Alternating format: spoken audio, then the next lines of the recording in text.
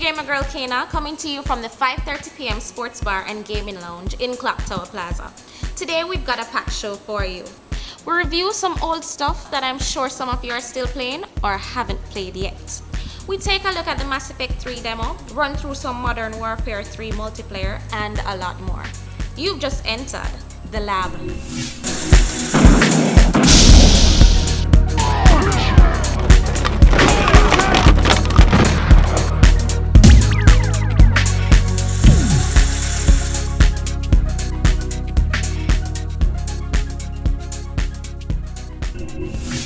Released August 19, 2008, we review Too Human.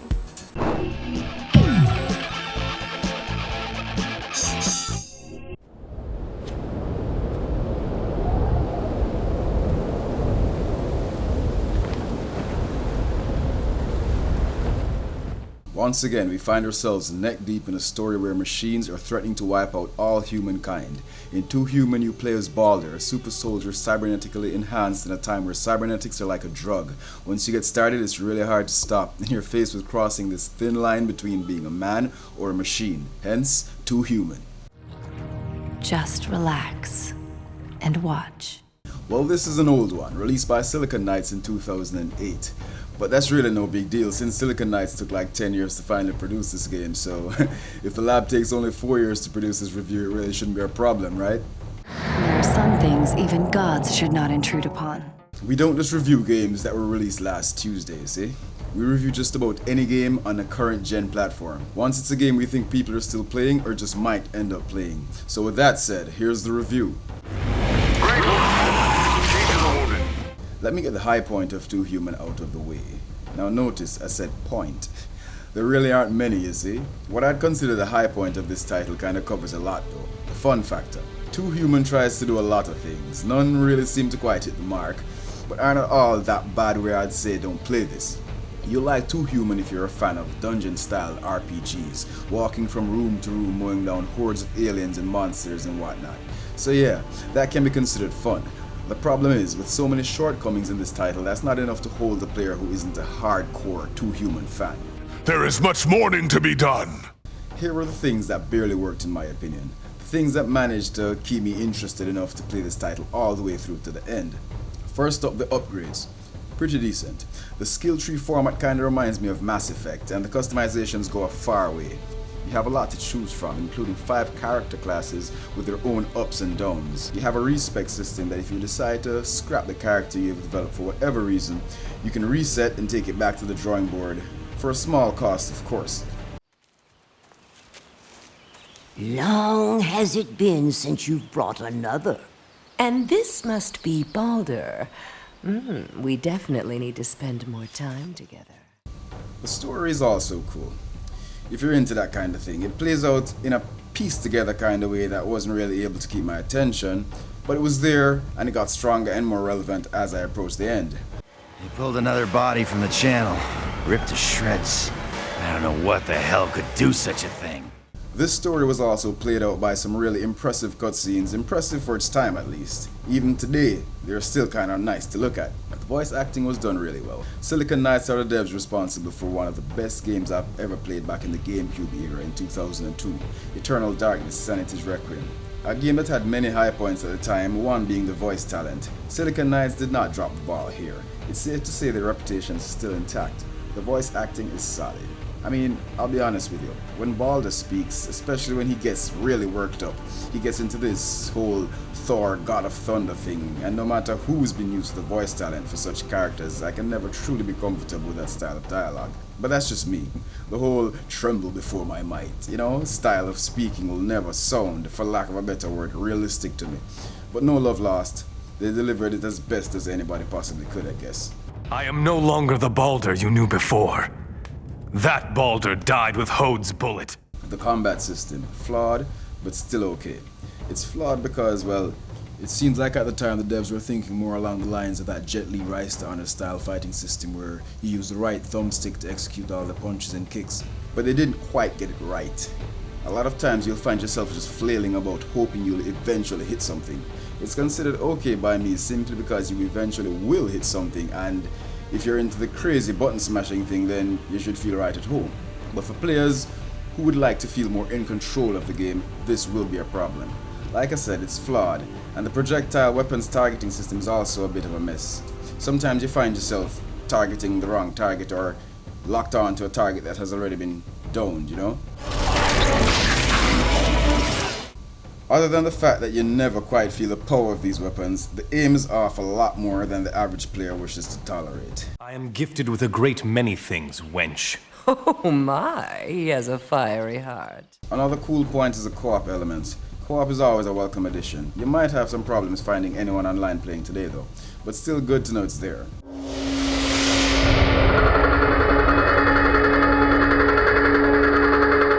The duration of each stage and the entire game is a bit of a two-edged sword. I look at it this way: the stages are shorter than I expected them to be, so is the overall game. But here's the flip side. The game isn't that great anyway, so I guess the duration is acceptable. And that brings me to another okay point that allowed me to see it through to the end: the difficulty level. 2 Human isn't exactly the hardest game I've ever played. Due to its leveling up system and basic level design, I was able to get through it before boredom and tedium set in. I'll confess, I died more often than I would have wanted to, but still, I was able to push on. Please, my lord. We don't want... Now let's get into the garbage, the stuff that I believe made this game a disappointment for all the players who waited the 10 years for it. The camera is the first thing, a complete joke. One of those automated cameras that does not do a good job at being automatic. Honestly, I think Silicon Knights should have just scrapped the whole right stick melee idea, you know, and dedicate the right stick to manual camera controls instead. Maybe if they had taken a page out of Rise to Honor, they would have done a better job with it, who knows.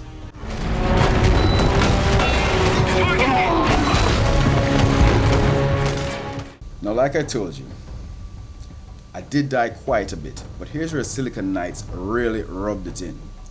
You see, when you die, you have to sit through this scene where a Valkyrie flies down and lifts you up to Odin to get a respawn. I mean, hey, it's cool to look at this for the first time, but come on.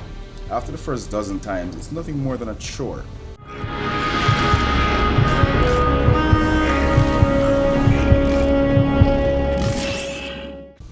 Your squad members, completely useless. This goes in the bad section, yes, but let's get something clear. I have yet to see a game, whether released 10 years ago or last Tuesday, that has good AI, particularly the AI of your squad. Some have come close with enemy AI, but never with your squad. It seems like game developers think that a part of a challenging difficulty system should be brain-dead squad members. Well, let me teach you something, Devs. No, that's not the way. That just comes off as poor game design. There are 100 other ways to ramp up the difficulty in a game. Useless squad members should not be one of them. Any idea why we're out here? And the repetitive lines used by these drones don't help much either. Okay, Runs, put up and shut up. This is a combat mission, not a vacation. Let me get to the final nail in the coffin. Fighting the same looking guys over and over. I know, it's a dungeon-styled RPG and these things happen. But a little more improvement over the years, with some added variety, would have been appreciated. 'Tis a fate we all aspire to. So let me wrap this up by saying 2 Human, a game with too many faults. It manages to barely keep its head above water with some fun elements coupled with a decent story if you have the attention span to follow it, nice cutscenes, great voice acting, a work-in-progress type combat system, a pretty robust upgrade system which can sometimes seem a bit overdone, I might add, relatively good stage and overall game duration with a somewhat forgiving difficulty system, but then falls flat with an awful camera, dragged out respawn sequences, inaccurate melee combat, useless squad members, and repetition. The lab gives 2 Human a 6 out of 10. Gotta pull it together.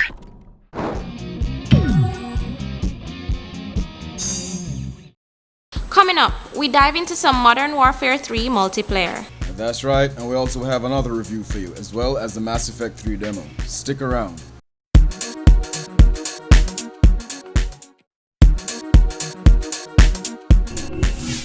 Another review courtesy of the lab. Here's Chronicles of Riddick, Assault on Dark Athena.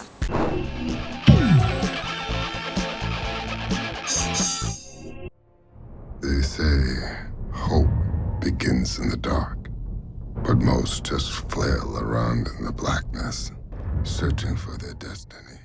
You know, back in '04 when I first played Chronicles of Riddick Escape from Butcher Bay, I ended up saying for many years after that Butcher Bay was one of the greatest first-person shooters I've ever played. To this day I still hold this belief, so when I heard about Assault on Dark Athena I was completely pumped and ready for an insane sequel. It seems though that I waited too long to play this game. I played it just like last year actually, and clearly I paid the price for my tardiness. But taking that into consideration, I'll try to be as objective and unbiased as I can be. The darkness, for me, is where I shine. Let's start with what I believe are the good aspects of Assault on Dark Athena. First, the story. The story is a good one if you're into the whole pitch black and Chronicles of Riddick thing. It's played out really well by Vin Diesel. As we know, he plays the invincible tough guy role really well. Sometimes overdone in my opinion, but still good for who can tolerate it. In Assault on Dark Athena, Riddick has been captured by the Dark Athena, led by Captain Rivas. As in the first, you can use stealth, hand-to-hand combat, and guns blazing to get through this ordeal. In the end, everybody bleeds the same. I give more kudos to the voice acting. Now I said Vin Diesel did a great job, but he's not the only one. Basically, everybody came together to deliver a truly A-list experience. I'd expect no less actually. Escape from Butcher Bay was top-notch. Hello? Kid, talk to me. Riddick? I knew you'd come back. Now here's another good point of Assault on Dark Athena, the build-up. But this is kind of funny because the overall build-up in this game drops into the thumbs-up category as well as the thumbs down. I'll get into that later, but for now, the way the game shaped up over time was greatly appreciated. What an extraordinary girl you found, Riddick. Sneaking around my ship like an adorable mini version of you. Let me go over into the acceptable points of Dark Athena. The points that almost missed the mark but managed to keep its head above water. First, the fact that Escape from Butcher Bay was included. This is a great bonus for anyone who never played it and wanted to test the original first. It's also good for you gamers who enjoy playing the same game over a few more times. Personally for me, once it's done, it's done. No additional content, alternate endings, nothing will let me play a game like this again after the credits roll. But that's just me. But other than the fact that you get to play the original, it was also remastered in HD, so that's like the cherry on top. I should hide the body. Someone might notice. Acceptable was also the multiplayer. Acceptable because the way I see it, you might as well throw it in. The game is a first-person shooter, the action is good enough, and the way it was presented was also good enough. You'll be lucky to find anyone online playing today though. But if you do, that'll give you even a bit more for your dollar. Now the lack of hints. I don't know if this was an option I could have turned on, or if there were none because of the difficulty level I played on. But this, again, was an okay addition. Added a bit more realism and a reasonable challenge to the game. A few times I ended up stuck wondering what next to do, but things always worked out eventually. I know where a ship is, Riddick. The computer told me. Now here's where I revisit the whole build-up thing and the two ways it'll cut you. I already explained why it was good. But then here's the bad part. When this game just starts up, like the first 2 hours or so, depending on how you play it, it really drags along. Seriously, the game was painful to continue in the beginning. I had to park it for a while, then when I felt up to it, gave it another shot, until I got to that oh moment, you know? Yeah, it picked up nicely, but if you're not patient, you'll never last long enough to figure that out.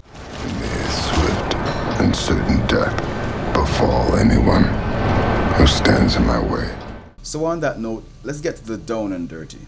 The elements of Dark Athena that will cause many not to play it all the way through. I mean, other than the fact that it's, like, as old as dirt by now. First, let's visit the graphics. Even though it's a dated title, the visuals were not impressive. Some thought they were at the time, but based on how mind-blowing Escape from Butcher Bay was in '04, those are the standards I'm judging it by. Relatively speaking, it could have been better. Other '08 titles were significantly better.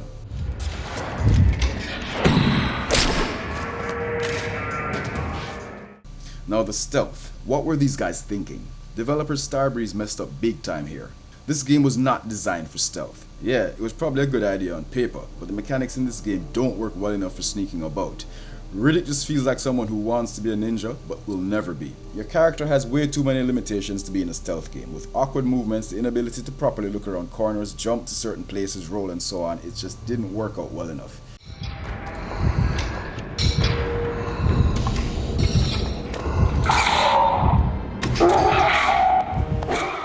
And clearly the stages weren't created to aid these shortcomings either. A mess in my opinion. There were times where I knew a particular stage was set for stealth, but I just came out guns blazing anyway and ran through it, and oddly enough that actually worked. game really had a dated feel to it. Really dated. And I don't mean dated in an 08 kind of way. The game felt really close to the 04 game Escape from Butcher Bay. It seems like the devs were trying really hard to maintain that feel or just didn't know any better. But take for example the cover system. Now to be perfectly honest with you, I'm the kind of gamer who prides myself as being pretty seasoned. I know my way around pretty much any genre and don't ever see the need to read the instructions, and maybe this is where I went wrong with Dark Athena. It took me a while to realize this game actually had a cover system, and that's because of the overall controller design. But even when I figured it out, it was still inadequate. Another low point, the checkpoint system. Few and far in between. Another survivor? Let's have some fun with this one. Then another thing that reminds me of how dated this game's design is would be the health recovery system. You have these life bars. You take damage, they go down. If you take cover, it goes up but not completely. It only goes up completely if you visit a health station. Now one might argue that video games have been watered down over the years. That back in the days of Contra you couldn't just wait for your wounds to heal like Wolverine then get back in the game. But to this I say, forget that. Get with the evolution. There are certain elements from the old school days that I do not miss, and I'm not feeling the health recovery system in Dark Athena. Primitive and not appreciated, especially since there's so many other factors to this game that works against you. Like the useless weapons and the fact that once again we have a character that's too cool to sprint for his life. Yes, Sir Riddick is way too cool to run, unfortunately. These guys need to play some Battlefield or Killzone, I mean seriously. But as for the weapons, once you grab hold of the Scar, you might never want to put it down because that's like the most effective weapon in the game. And it's really not that great anyway, and that in itself speaks volumes. Look, Chronicles of Riddick, Assault and Dark Athena is what it is. Not the worst game I've played last year, but one I could have easily done without and only bought because I was a fan of the first. The lab gives Assault and Dark Athena a 6 out of 10. I have no mercy left for you.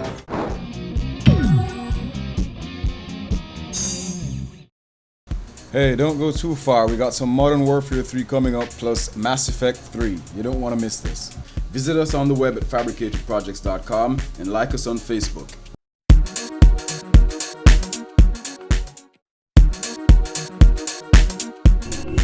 Set for release on the 6th of March, Mass Effect 3 has to be one of the most highly anticipated games of 2012. And we got our hands on the demo.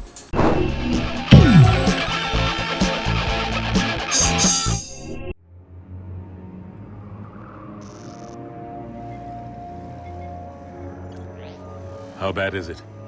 Bad. We just lost contact with 2 of our deep space outposts. There's something massive on long-range scanners. Developers BioWare guarantees us another great addition to the Mass Effect franchise. In Mass Effect 3, Commander Shepard decides the fate of the universe against the ancient alien race known as the Reapers. Now from what I've seen, we're in for another great Mass Effect game. I see there are great stories in the making with great voice talents, graphics, controls, and multiplayer. I like the option to choose your game style, either action, RPG, or story. A little something for every kind of gamer. If you want a more Gears of War feel, then you can go with the action option. If you prefer the RPG elements of the original, then go with role-playing. For a less action-oriented experience, you can always pick up story. But to be quite honest though, if I want a story, I'll just go read my Kindle. It's the Reapers, and we're not ready for it. The only thing I've noticed off with this demo is basically the same thing I've noticed with Mass Effect in my earlier reviews, and that's the characters' faces. They all look like they've had one Botox shot too many. They all look like mannequins actually, but no love lost. Not every game will be like LA Noire, right? Shepard! Shepard! Come on, get up. Here, take this. We've got to get moving.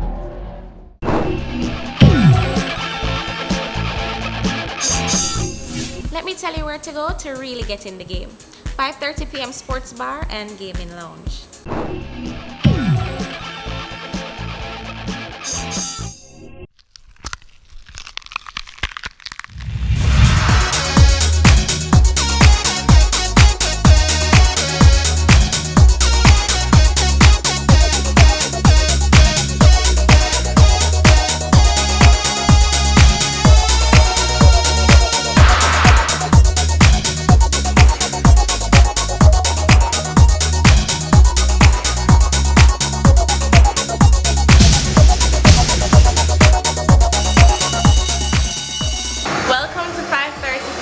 sports bar and gaming lounge.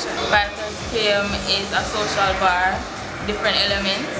We have the gaming area, gaming lounge, where 3D gaming. And from that, we have chill and mingle lounge. We have karaoke night.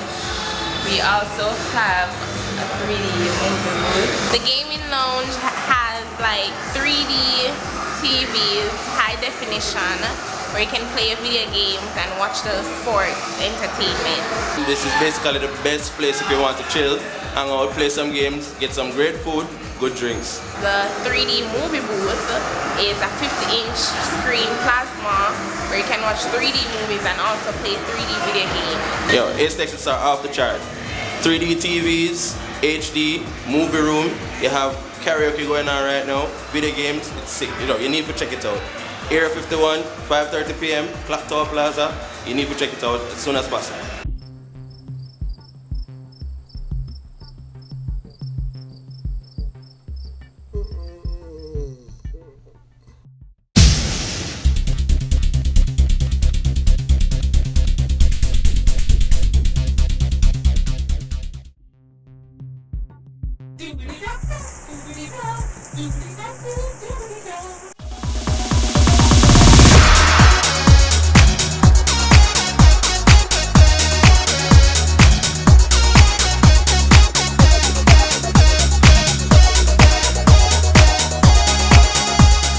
Hey, stop playing with yourself.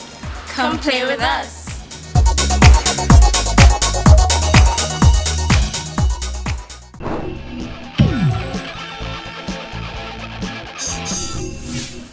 Whether you're a seasoned pro or a noob, it's always a good time for some Modern Warfare.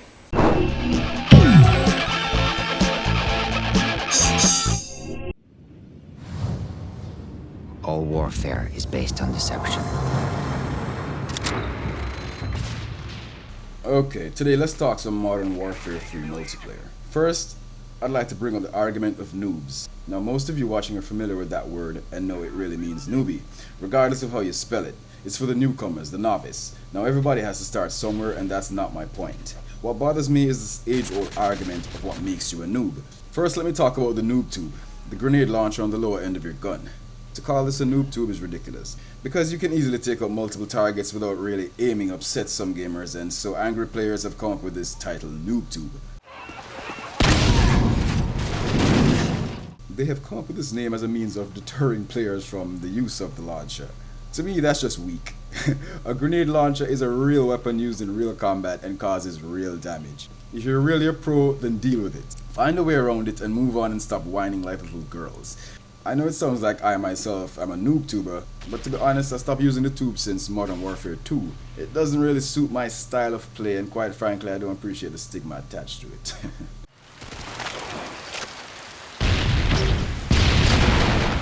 The same goes for camping. For those who don't know, a camper is a player who holds one spot and takes out as many people as he or she can before they get uncamped. Now this again is just some angry gamers' way of whining. Camping, just like the grenade launcher, is a part of real life combat. You know, and the funny part about this whole camping argument is that most, if not all, the people who were complaining about campers, if they were in a real life gunfight, they'd be camping until it was all over, because really, I mean, who wants to get shot? So yes, as annoying as it is to get taken down by a camper, it's a logical combat strategy, and as a pro you should act accordingly and prove that no matter what strategy a gamer uses against you in this virtual battleground, you should be able to find a way around it and stop complaining.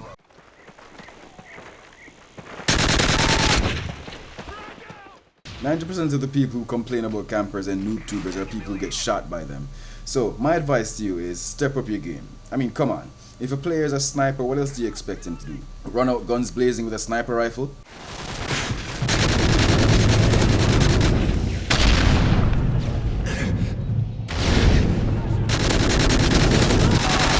Kill confirmed.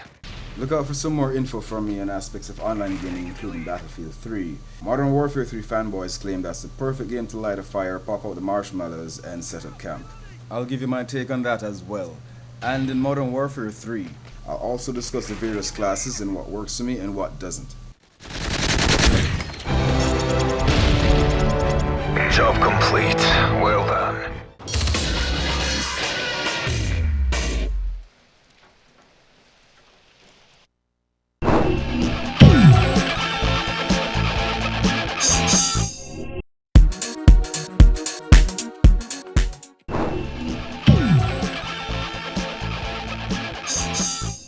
On the next episode of The Lab, we'll go through various strike packages and perks in Modern Warfare 3, plus a review of Mafia 2 for the PC and more. Thanks for watching. A special thanks to the 5:30 p.m. Sports Bar and Gaming Lounge, the place to go for the ultimate gaming experience. Until we meet again, you can find us online at fabricatedprojects.com, email us at thelabvideogametv@yahoo.com, and look us up on Facebook and Twitter. Remember, our game is never over.